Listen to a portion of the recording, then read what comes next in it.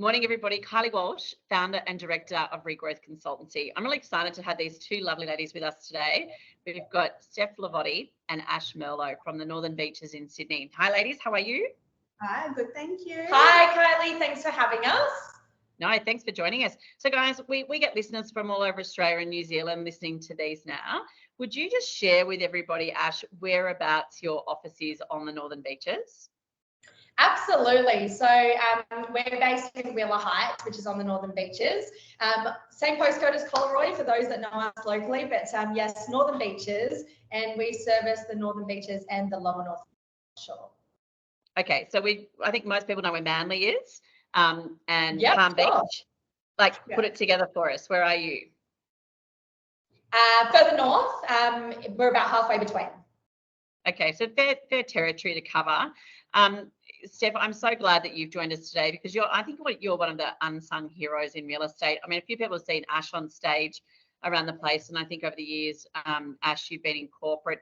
But Steph, I've thoroughly enjoyed working with you over the last 12 months, and you're a real talent to industry. We might start with you, and if you wouldn't mind just letting our listeners know a little bit about your career background, where it all started before we talk about the partnership with Ash.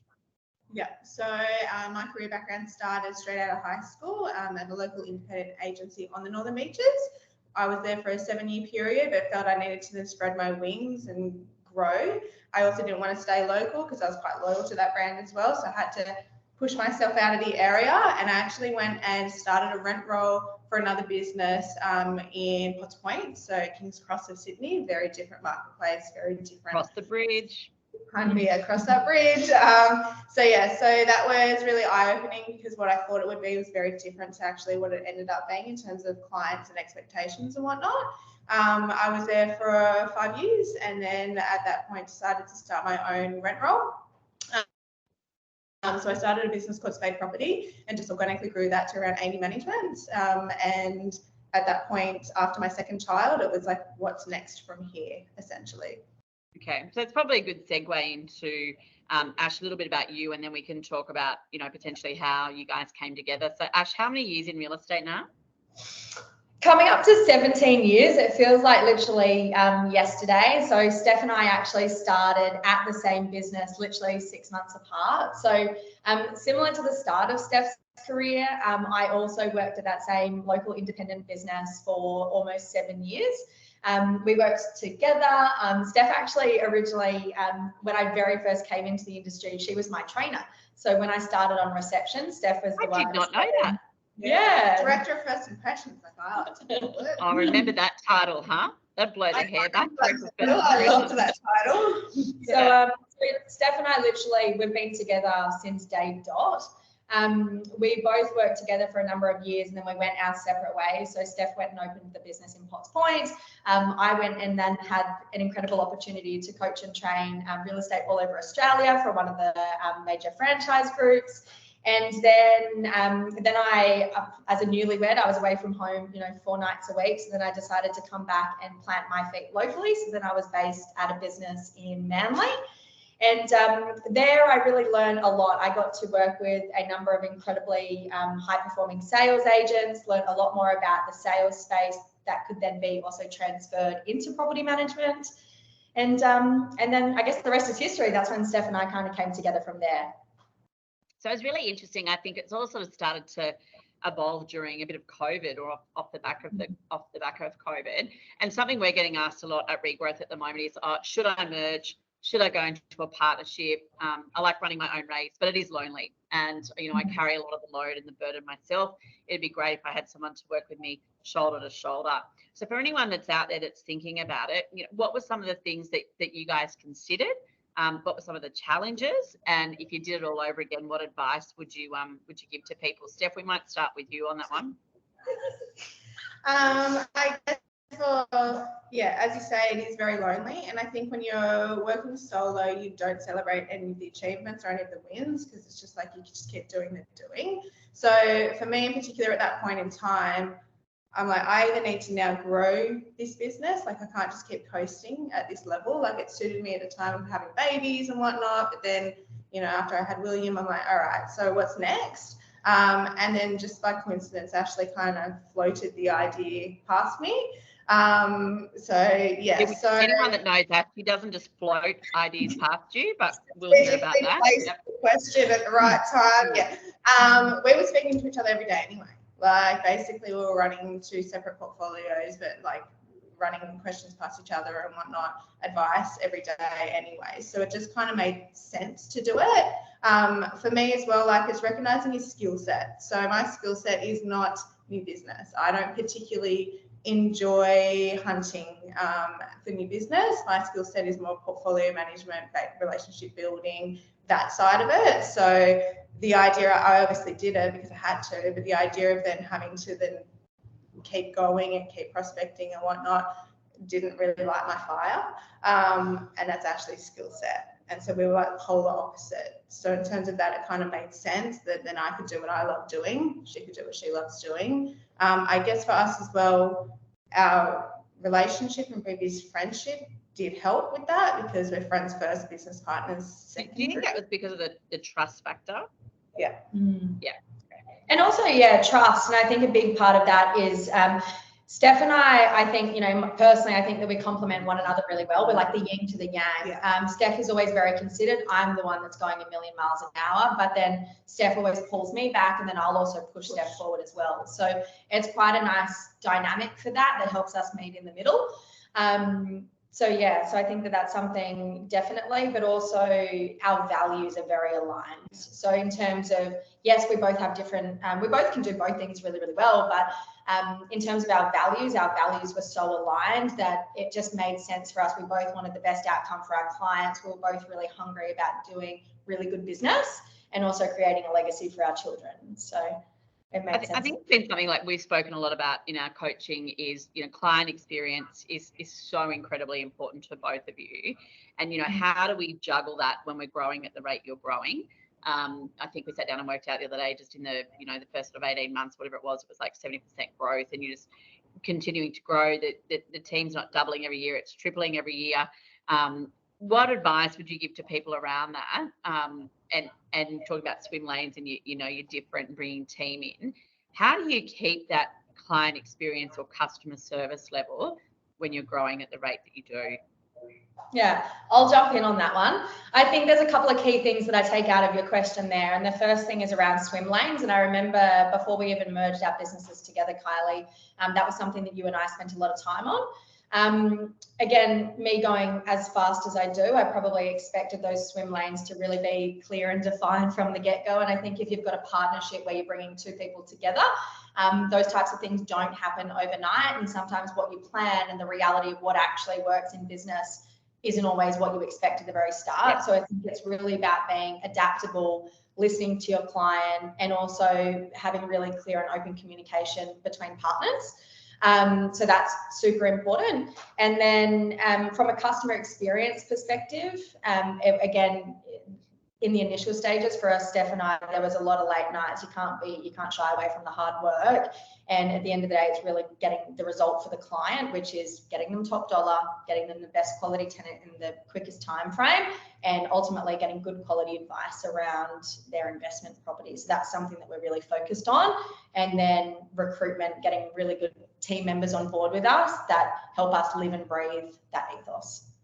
Yeah, and I think too, Steph, if you don't mind me, focusing on you, because I know it's something that Ash and I have spoken to you about a lot in the last 12 months is, to grow is, letting go of certain things to be able to focus, by your own words at the beginning of today's interview, on what you're good at and what you're passionate about.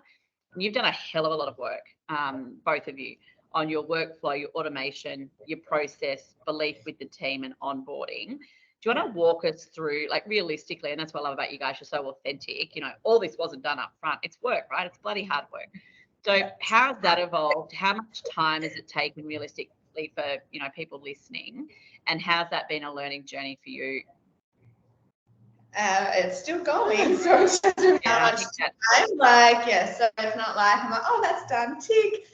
It's still evolving. It's still going. It's still recognizing what we have learned, obviously, since the merge.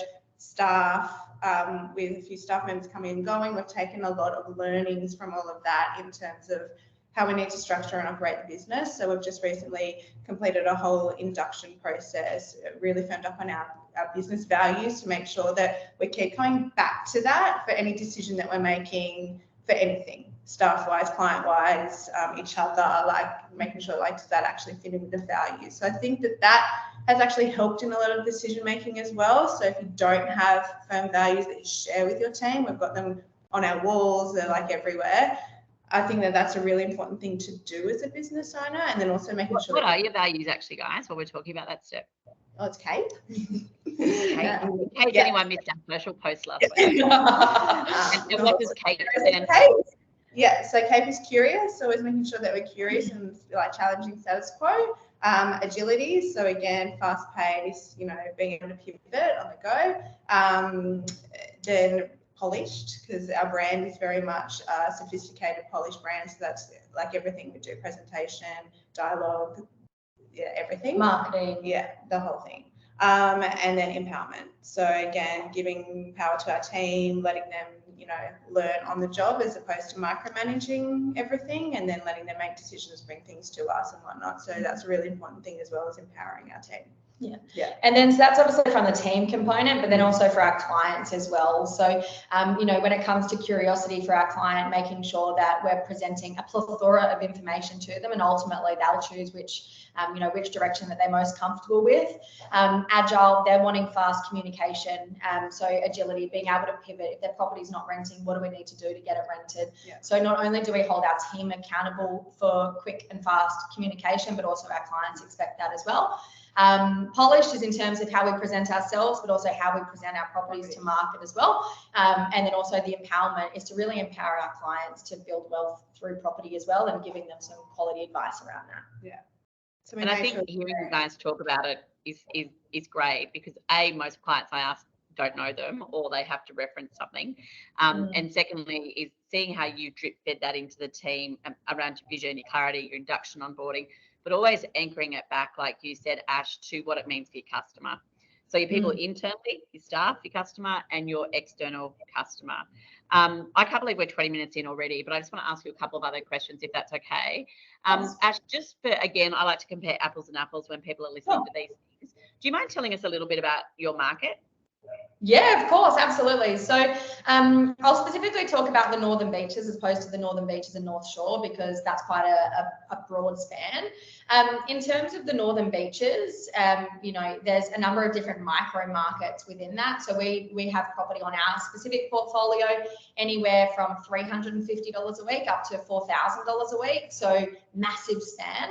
And what we find, especially in the market at the moment, is there are different markets, and micro markets are performing very differently, and the demographic of people that are out there looking for property at the moment differs as well. So you really have to be quite strategic when you're taking a property to market to understand that micro market that you're working in, to be able to present that property to market, but also manage the inquiry differently as well.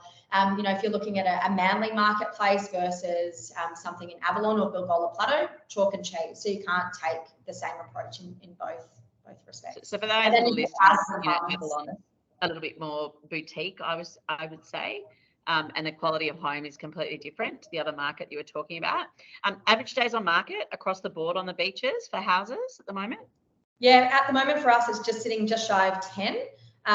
Depending on the apartment and the location and its presentation, that can vary. It can vary. At the moment, I'm still leasing some within 4 days, and then I've had other ones sit on the market for, I've got one that's been on the market for 3 weeks. At the end of the day, it's, there's 3 reasons why a property won't lease. Firstly, it's the online marketing. Then it's the presentation. So when people are turning up, what does the property present like? And then finally, it's price. So I'm just looking at your market. A few stats while I'm talking to you guys. So I'm going to ask this next question to you, Steph. Like I'm looking at Avalon Beach, for example, 144% capital growth in 10 years. I mean, that's mad. Are you seeing any investors wanting to, cash in on capital growth, or under any pressure on inflation in your particular area?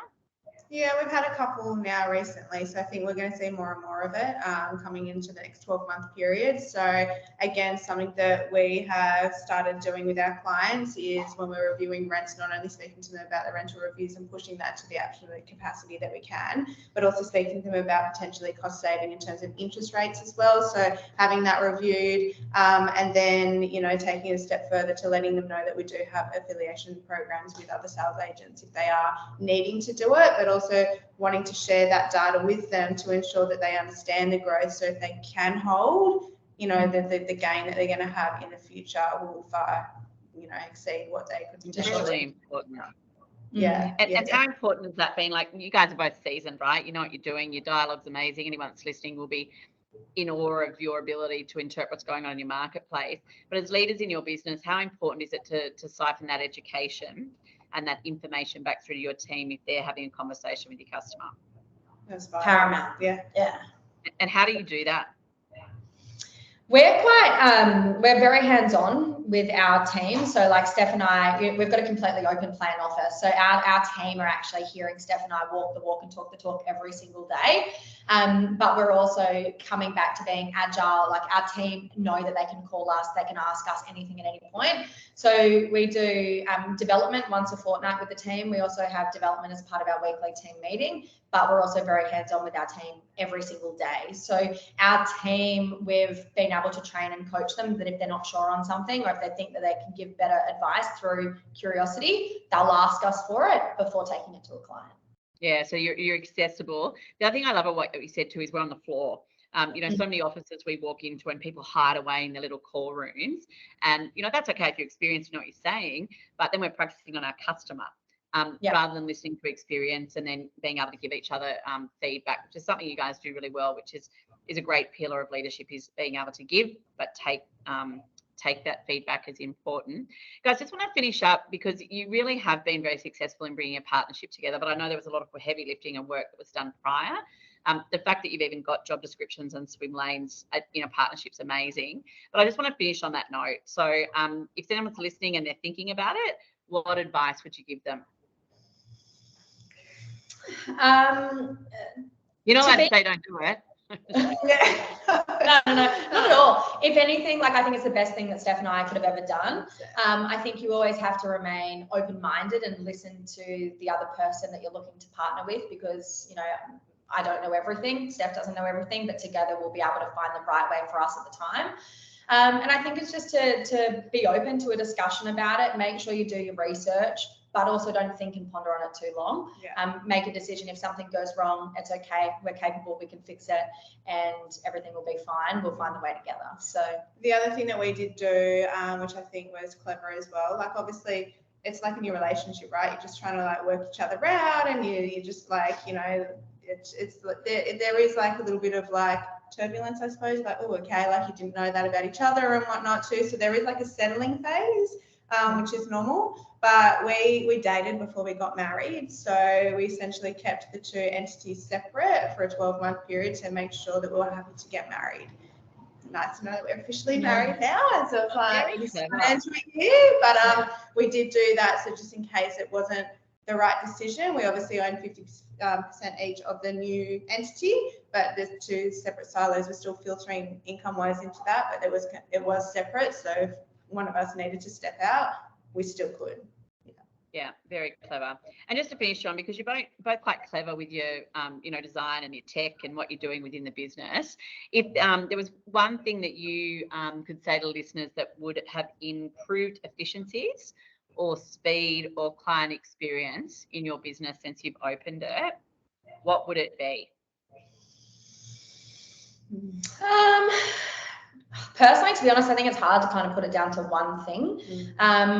I think there is so much technology out there available to you. I actually, hand on heart, couldn't put it down to one thing. But I guess I love tech. Steph's learning to love tech. At the end of the day, any software can do what you want it to do. You just have to, again, be quite adaptable and open to that, and then think of the consumer at the other end of that, so your customer.